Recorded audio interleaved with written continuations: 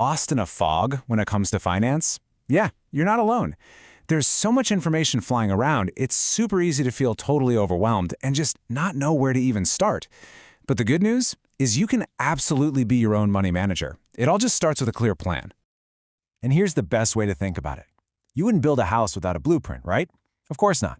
Well, in the world of finance, your goals are that blueprint. They give you direction, they give you a purpose, and they stop you from just, spending without a plan, making sure you actually have money when you need it. The first real step is breaking down your goals into these different time frames. You've got your short-term, your mid-term, and your long-term goals.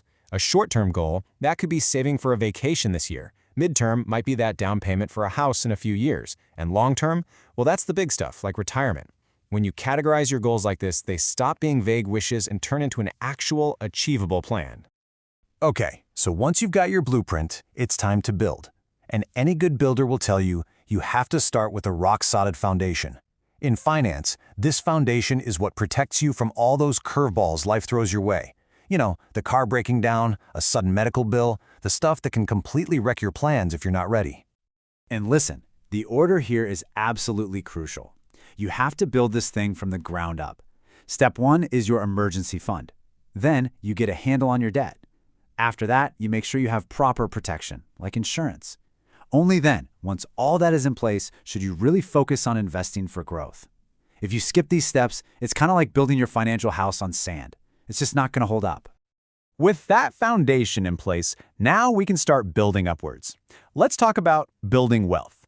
It's not some kind of magic secret, reserved for the ultra-rich. It's really just a math problem. And like any math problem, once you understand the formula, you can solve it. And here it is. This is the whole shebang, the wealth formula. These 5 things are what determine your financial outcome. The money you put in, the time it has to grow, your rate of return, and then the 2 things working against you, inflation and tax. So let's break each one down, shall we? First up, rate of return, or ROR. Now, the slide gives you the technical definition, but just think of it like this. It's the speed at which your money grows. Simple. If you invest $100 and a year later it's worth 106, your ROR is 6%. This percentage is the engine that drives your growth. The higher the number, the faster you're going. Next up in our formula is time. And wow, is this one a biggie? Time can either be your absolute best friend when it comes to building wealth, or your most destructive enemy when it comes to debt. The more time you have, the more powerful the effect, for better or for worse.